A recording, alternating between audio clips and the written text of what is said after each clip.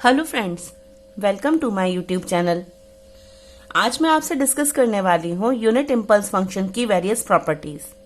Unit impulse function delta t के नाम से बताते हैं हम। डेल्टा टी हम पहले भी पढ़ चुके हैं। किस तरह से रिप्रेजेंट किया जाता है? एक ऐसा इम्पल्स फंक्शन जिसको t इक्वल 0 पे रिप्रेजेंट किया जाता है, जिसका मैग्नीट्यूड क्या होता है? 1। इस मैग्नीट्यूड को अगर हम शिफ्टेड वर्जन में देखें तो जिस भी वैल्यू से सपोज हम t0 से शिफ्ट कर रहे हैं तो शिफ्टेड वर्जन में t0 वैल्यू पर ये वैल्यू 1 एग्जिस्ट करती है। यहां पर इसकी सिर्फ वैल्यू एक ही पॉइंट पर होती है, यानी t की वैल्यू या तो 0 पर या किसी शिफ्टेड वर्जन पर। तो जब कभी हम इसको फंक्शन को ड्रॉ करते हैं तो हमें इम्पल्स यानी एक वैल्यू इम्पल्स की मिलती है। तो इसी इम्पल्स फंक्शन या यूनिट इम्पल्स फंक्शन क्यों कहा गया? क्योंकि यहां पर हमने वैल्यू को मैग्नीट्यूड को 1 बताया। यही मैग्नीट्यूड अगर 1 नहीं होता तो इसे यूनिट इम्पल्स ना करके सिर्फ इम्पल्स फंक्शन बोला जाता। इम्पल्स फंक्शन के वेरियस प्रॉपर्टीज को हम पढ़ेंगे। तो सबसे पहली प्रॉपर्टी है इसमें स्केलिंग प्रॉपर्टी। स्केलिंग प्रॉपर्टी क्या कहती है कि अगर डेल्टा टी की जगह हम डेल्टा ए टी यानी टाइम को स्केल अप कर दे रहे हैं तो वो ओरिजिनल इम्पल्स फंक्शन से कैसे रिलेटेड है? तो डेल्टा ए टी कैसे रिलेटेड है? 1/mod of a delta T. इस तरीके से यहां पर ए का हमने मॉड लिया है। ए क्या है? जिस भी वैल्यू से टी टाइम को स्केल अप किया है। सपोज हमने ए की वैल्यू को 2 लिया है तो ये क्या हो जाएगा? 1/mod ऑफ 2 डेल्टा टी, जिसकी वैल्यू क्या हो जाएगी? मॉड ऑफ 2 की वैल्यू क्या होती है? 2, तो 1/2 डेल्टा टी। इसी की जगह अगर हम a की वैल्यू -2 लेते तब क्या वैल्यू रहती? 1/mod of -2 delta T. Again mod किसी का भी लेने का मतलब क्या होता है? हम उसका सिर्फ मैग्नीट्यूड ले रहे हैं, ना कि उसका साइन। तो मैग्नीट्यूड में -2 का मैग्नीट्यूड 2 के इक्विवेलेंट होता है, इसलिए 1/2 डेल्टा टी। अगेन ये हो गई इसकी फर्स्ट प्रॉपर्टी। इसी का यूज करके हम इसकी सेकंड प्रॉपर्टी को जस्टिफाई करेंगे अभी। और सेकंड प्रॉपर्टी क्या है कि impulse function, unit impulse function हमेशा एक इवन फंक्शन है। इवन फंक्शन आप जानते हैं। इवन फंक्शन क्या होता है? इवन फंक्शन होता है जब हम डेल्टा टी की जगह अगर डेल्टा ऑफ -t ले रहे हैं, यानी t की वैल्यू को नेगेटिव साइड में ले रहे हैं, तब भी इसकी वैल्यू क्या आएगी? पॉजिटिव, यानी डेल्टा टी आएगी। और अगर वो ऑड फंक्शन होगा तो डेल्टा -t की वैल्यू क्या आएगी? Minus of delta T. दोबारा बोलती हूं मैं अपनी बात को।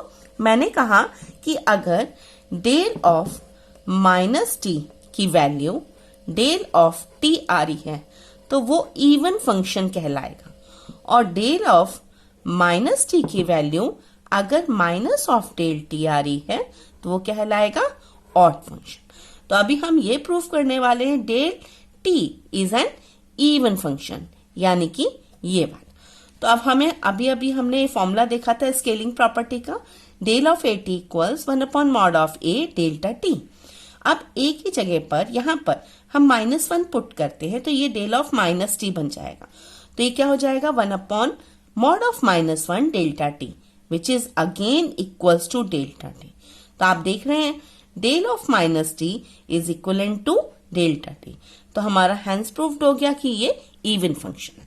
तो ये हो गई हमारी 2 प्रॉपर्टीज। अब इसके अलावा थर्ड प्रॉपर्टी आती है product property of delta T. जब भी हम डेल्टा टी यानी इम्पल्स फंक्शन को किसी सिग्नल से या इनपुट सिग्नल से मल्टीप्लाई करते हैं तो ये क्या करता है?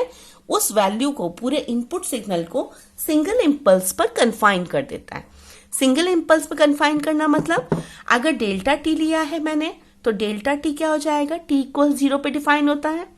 तो t इक्वल 0 पर ही पूरी सिग्नल की वैल्यू डिफाइन हो जाएगी, क्योंकि वो सिर्फ एक इम्पल्स है और उससे मल्टीप्लाई करने पर बाकी सारी वैल्यूज तो 0 हो जाएंगी।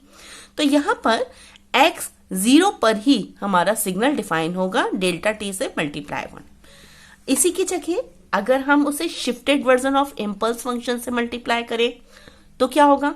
शिफ्टेड वर्जन मतलब डेल की वैल्यू यानी इम्पल्स फंक्शन की वैल्यू t इक्वल 0 पर ना होकर शिफ्टेड वैल्यू पर है। अगर शिफ्टेड वैल्यू पे है अब इससे मैं कोई सिग्नल मल्टीप्लाई करूंगी तो बस इसी पॉइंट पर तो वो सिग्नल रह जाएगा, बाकी वैल्यू तो 0 है, ना यहां पर कोई वैल्यू है ना यहां पर कोई वैल्यू है। तो अब वो सिग्नल कहां पर एग्जिस्ट करेगा, सिर्फ t0 पर। तो x t0 इंटू जो भी शिफ्टेड इंपल्स फंक्शन है उसको लिख सकते हैं हम प्रोडक्ट। इसी चीज को यूज करते हुए हम शिफ्टिंग प्रॉपर्टी बताते हैं।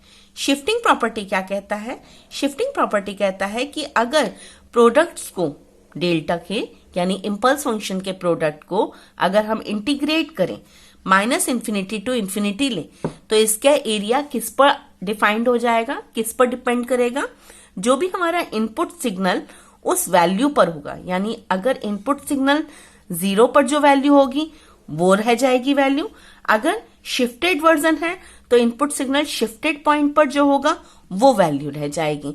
ये हो जाएगी हमारी शिफ्टिंग प्रॉपर्टी।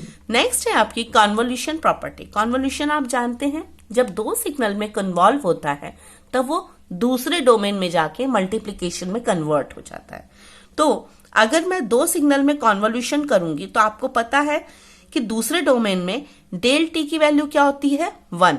तो एनी हाउ इसकी वैल्यू क्या रह गई, इसकी वैल्यू दूसरे डोमेन में जाकर सिर्फ इनपुट सिग्नल के बराबर रह गई, और उस इनपुट सिग्नल का इनवर्स टाइम डोमेन में लाएंगे तब क्या होगा, xt।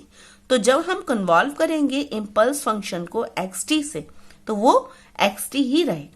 लेकिन अगर हमने शिफ्टेड वर्जन से कन्वॉल्यूशन करा तो वो जो xt है वो शिफ्टेड पॉइंट पर जाकर सेटल हो जाए। जैसे कि यहां पर देखिए लास्ट वाले में कि x में भी शिफ्टेड था, डेल में भी शिफ्टेड था, डेल्टा जो हमारा शिफ्टेड है। अब यहां पर जो दोनों शिफ्टिंग है ये फाइनल आंसर में शिफ्टेड वर्जन में रहेगा, यानी इनपुट सिग्नल अब शिफ्ट हो जाएगा अल्फा वैल्यू से और बीटा वैल्यू से। तो t plus alpha plus beta पर जो वैल्यू होगी x की वो फाइनल कन्वोल्यूशन के बाद होगी। लास्ट प्रॉपर्टी जिसका हम शुरू से ही यूज करते आ रहे हैं कि अगर मैं किसी भी इम्पल्स फंक्शन का एरिया फाइंड करना चाहूं, यानी इस वैल्यू को इंटीग्रेट करूं -∞ से इन्फिनिटी, तो क्या निकलता है, हमेशा 1। इसलिए ये प्रॉपर्टी बहुत यूजफुल है। अगर इसी प्रॉपर्टी में अभी अभी हमने देखा है कि x का मल्टीप्लाई करके इंटीग्रेट करूं तो क्या हो जाएगी ये वैल्यू 1 की जगह, जो भी x की वैल्यू उस पॉइंट पर थी। फिलहाल डेल्टा है यहाँ तो डेल्टा की वैल्यू कन्फाइन हो जाएगी 1 वैल्यू पर। So these were all the properties of unit impulse function. हम नेक्स्ट क्लास में मिलते हैं दूसरे टॉपिक्स के साथ। Thank you.